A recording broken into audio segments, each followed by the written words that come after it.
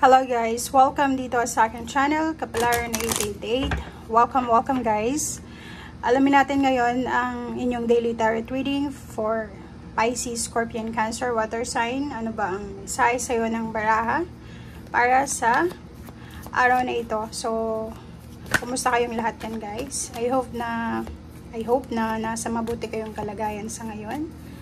Maraming salamat dun sa mga nagme-message, nagchat, and doon sa mga nag-send ng kanilang tulong financial, especially doon sa nag-message ako sa inyo, Julieta Kowata, tsaka kay Marilu Silvestre. Thank you ma'am sa inyong dalawa. E doon sa iba na hindi ko alam yung pangalan nila, pakilagay yung pangalan nyo sa comment section kung sino-sino kayo para mapasalamatan natin, kasi yung number, hindi ko alam, ang maraming numbers, hindi natin alam kung anong pangalan. Okay? So, yun.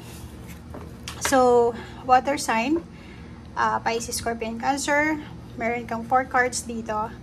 It's number 35, 38, 15, 32, 5, 6, 8, 9, 10, 11, 11, and 8. Okay.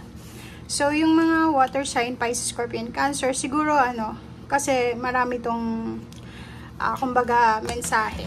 Tingnan mo. Pwedeng tungkol to sa money, trabaho, or pwedeng tungkol din to sa love life or relationship. Kung makikita mo dito, meron sa inyo ditong nag-aalala. Okay? Merong nag-aalala sa inyo financially, or pwedeng nag-aalala sa inyong trabaho. Okay? So, for example, meron kayong mga kailangan na ayusin sa inyong relationships, lalo na sa intimate relationship, sa inyong kontrata, kung may mga trabaho kayo, sa schedule nyo, sa panggabi, pang umaga, or kung ano pa man. So, medyo desperate yung emotion dito. So, masyado siyang malungkot. So, nag-aalala, malungkot dahil hindi siya makapaghanap ng trabaho siguro. Nag-aalala dahil sa relationship medyo may pinagdadaanan silang mga obstacles and challenges. Sa trabaho, ganun din. Siguro hindi naging maganda yung relationship niya doon sa boss niya or sa kung kanino man, or pwedeng medyo worried siya sa time, yun nga, sa schedule. And then so nakikita natin dito na mayroong number 8 dito. So ibig sabihin, ano man itong mga inaalala mo few months ago, few weeks ago, yesterday, or pwedeng ngayon, sinasabi ng barahan na may pathway dito. So, mayroon siyang butterfly. So, may new beginnings, transformation. So, sinasabi na may liwanag sa end of the tunnel. So, nakikita mo na lahat ng mga worries mo, lahat ng concerns, lahat ng mga pag-aalala mo dito, mapa-relationship man, mapa-financial, mapa-psychological, mental, spiritual, sinasabi na mayroon kang way out. Okay? So, may pag-asa, may liwanag na paparating, may solusyon, may resolution, may mga possibilities na ma-resolve mo yung mga issues na yan. Okay. Okay. Water sign, Pisces, Scorpion, Cancer. Tingnan natin guys kung ano yung posibleng dumating sa'yo. Hindi lang sa araw na ito, kundi sa mga susunod na araw.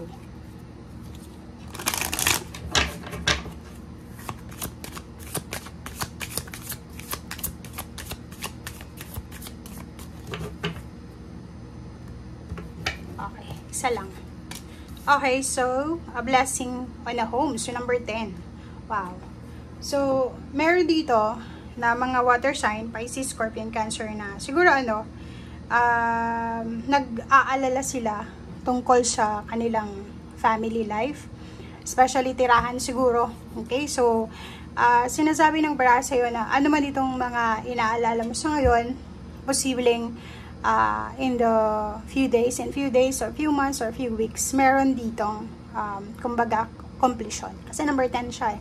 Sa completion, pagbuo, diba? So, if may mga problems kayo sa pagbubuntis, hindi kayo magkaanak, nakikita mo tong egg. It signifies new beginnings, babies, or pwedeng lump sum of money, bagong bahay, bagong tirahan, kung ano man itong minamanifest mo. lalo na sa pamilya. Hindi lang sa iisang pamilya to. Pwedeng lahat, sa kapatid, magulang, asawa, anak, parang ganun. So, may blessing na darating sa inyo na posibleng kukumpleto sa buhay nyo. Okay?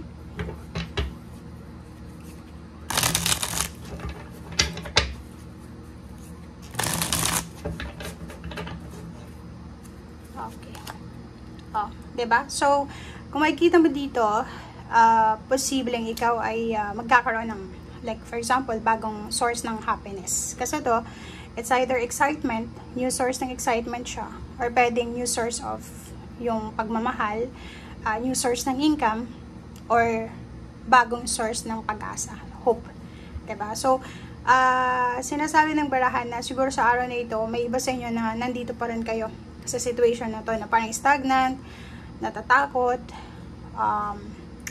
hindi alam kung saan kayo papunta. But ang sinasabi sir dito ng Ace of Wands na to, na huwag kang mag-alala kasi may paparating sa'yo na posibleng magdadala sa'yo ng excitement, happiness, contentment, love, or kano pa man. Diba? Choices. So, sinasabi ng barahan, huwag kang mag-settle sa kung ano lang yung nandito sa ngayon. Kasi, diba, if nandito ka sa situation na to, yung parang sobrang desperado ka na, like makahanap ng trabaho, makahanap ng karelasyon, parang lahat ng i-offer sa'yo ng universe, akala mo, kahit hindi mo naman siya gusto, para sa'yo. So, huwag kang mag-settle sa less. Dito sinasabi, marami kang choices. Marami kang choices, huwag kang magmadali. And huwag kang mawala ng pag-asa. Tingnan mo.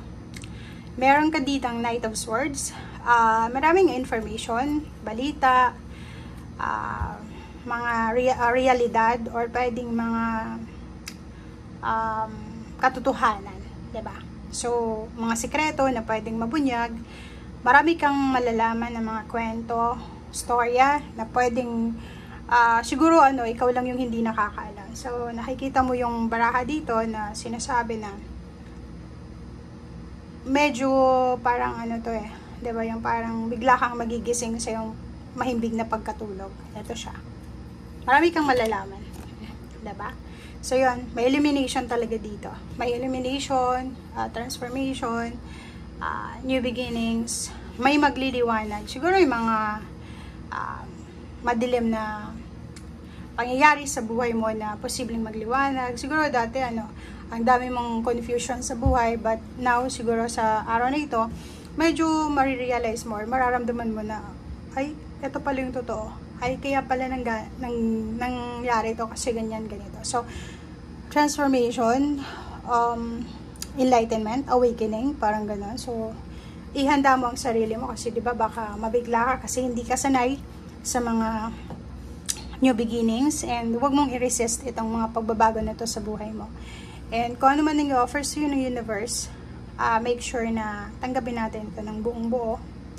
Yun nga, marami kang choices, huwag kang magmadali, pag-isipang mabuti, and at the same time, ilagay mo sa isip mo na may pag-asa.